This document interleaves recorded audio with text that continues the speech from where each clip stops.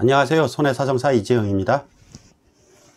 오늘은 명절이나 저녁 시간대, 퇴근 시간대 이럴 때 도로 상황이 정체되어 갖고 차량이 막혀서 가지 못해서 정차되어 있을 때, 또는 택시를 탔는데 승객이 목적지에 도착해서 내려주려 할 때, 이럴 때 차량의 측문을 열었는데 뒤에서 달려오던 이륜차, 오토바이가 차량의 문을 받고 들이받는 사고가 일어난다면, 이럴 경우 그 과실 비율은 어떻게 되며 사고 보상은 어떻게 되는지 알아보는 시간을 갖도록 하겠습니다.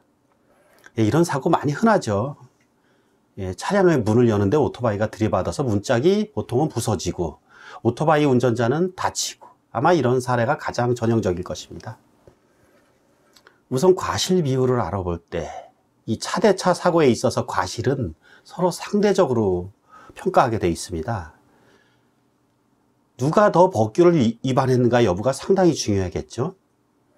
일단 모든 차마의 운전자는 자전거를 제외한 도로의 길 가장자리 구역으로 통행할 수 없습니다.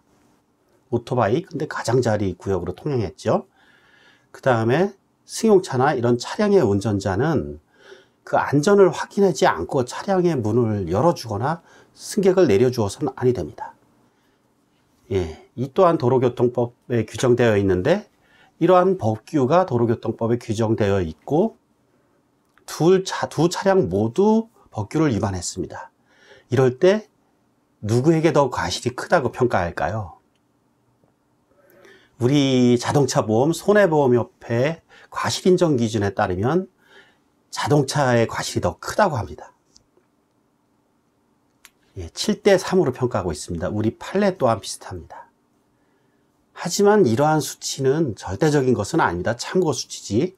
이 기본 과실 비율을 바탕으로 과실 비율은 증감하게 되어 있는데, 예를 들어서 야간에 불을 켜지 않고 차량의 등을 켜지 않고 오토바이나 차가 왔을 경우, 운전했을 경우, 또 과속을 했다든지 이런 경우에는 이러한 차량의 과실이 올라가게 됩니다.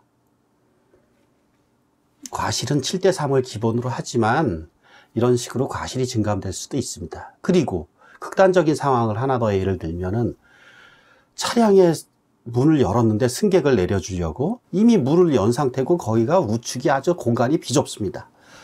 이런데도 불구하고 오토바이가 무리하게 그 틈으로다가 과속을 해서 달려들었다면, 이런 경우에는 그 운전수 입장에서는 피할 가능성이 전혀 없었겠죠, 사고를.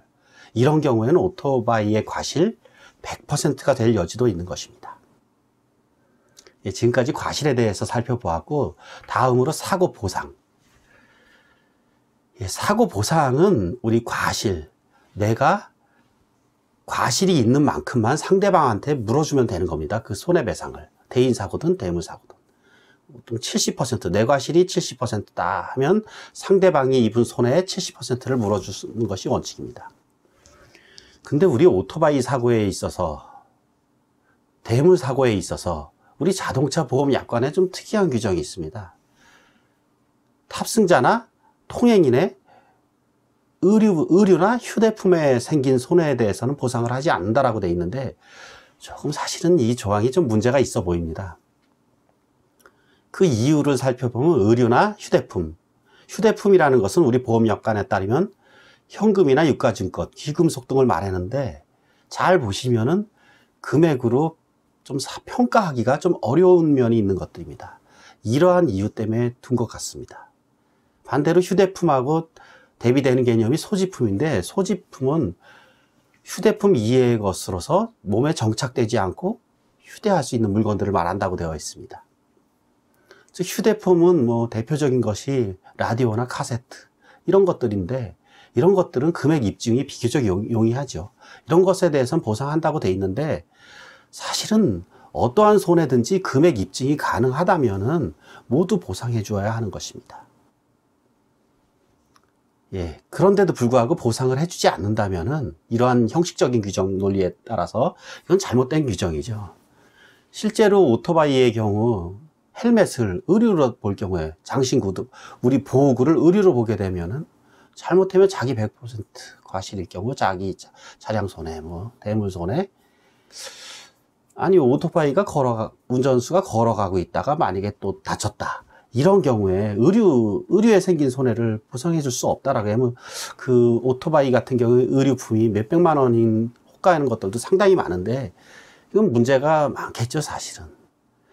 실무적으로다간 이게 이런 경우에 뭐 탑승자나 통행인이 아닌 대인 다른 사람으로 보고 이런 경우에 실무적으로 단 헬멧이나 의류품에 생긴 손해도 사실은 물어주곤 있습니다.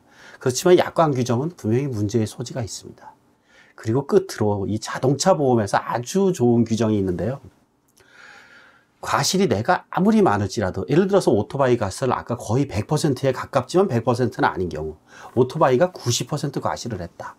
이 손해배상 원칙대로라면 오토바이는 10%만 보상을 받을 수 있는데 단 우리 자동차 보험 약관에서 치료관계비죠.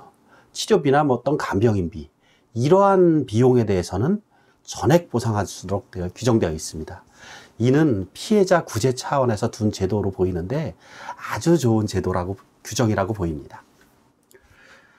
예, 앞으로도 이재영 손해사정TV 좋은 강의 계속 이어갈 것이니까 많은 시청과 구독 부탁드립니다. 고맙습니다. 손해사정사 이재영이었습니다.